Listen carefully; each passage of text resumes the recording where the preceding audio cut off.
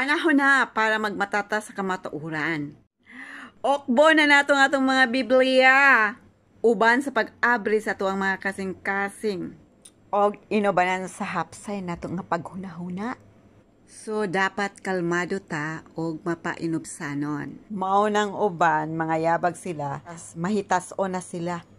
Ang kahibaluan ni ato gid ni siyang pangayoon sa Dios. Sa una madlok magigug Bible study kay dili magigug kahibalo mo sabot. Pero sayon raman di ay ang ato ang ipaambit ani kung unsay naagian nga motugma diya sa bersikulo. Og ato nang sugdan pagpaambit. Syempre ato yung sabton. Og ila-ilahon sa nako ang Biblia, kini akong Biblia is English version, New International Version. So, Old Testament na gipangunahan ni Genesis og New Testament ani nga Biblia. Kumpleto na ni siya nga gipangunahan sa New Testament ni Matthew, so naadari si Matthew, Luke, John, Paul, Revelation ug uban pa. So nabindisyonan na ni siya nga Bible nako kay panahon ni siya sa kuang kasal. Maoy akong pagpalit 13 years ago na. Magsugod ta sa Old Testament which is the Genesis. Ako ang Bible or Biblia is English. Mao nga maglisod ta. Pero of course naaman pod tay translation sa Google. Ayaw mo ka problema. Kay picturean ra nato na. 13 ka anyos na wala gyoy oklab guys. Wala gyoy oklab karon pagyod. So karon magsugod na ta og pagpaambit. Unsay giingon dinhi sa Genesis 1? Ingon sa English, in the beginning God created the heaven and earth. The earth was formless and empty. Darkness was over the surface of the deep.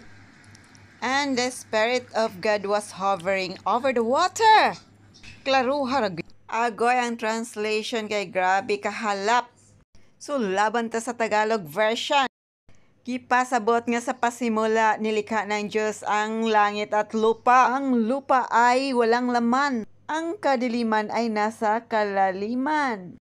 Ang Espiritu ng Diyos ay umaaligid sa ibabaw ng tubig. So grabe kalalom kaayo sa Tagalog pa lang. Nga gihimo sa Diyos ang langit ug ang yuta. Og nga kani walay sulod o grabe ka ngit-ngit sa kailaluman. So nagsuroy-suroy ang Espiritu sa Dios sa ibabaw sa tubig. Kung lantaw na ko ang akong kinabuhi og ako ang iambit sa maong bersikulo. Ang sinugdanan sa ako ang kinabuhi mao ang ako ang pagkatao.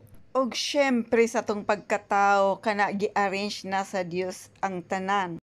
Nahibaluan na niyang daan kung kinsa or unsa ang ipangalan sa ato ang ginikanan nato. So syempre sa paggabato natog buot lisngag manggikaitagnaw nga pagkabata.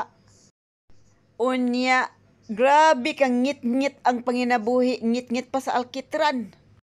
Akong gidawat nga grabe kay mi kapobre. Og mao kato ang kangit-ngit sa mong panginabuhi. Og di ay kung atong madawat ang atong kapobriyon, mahinay-hinay kinig kahayag gumikan sa tuang pagpaningkamot.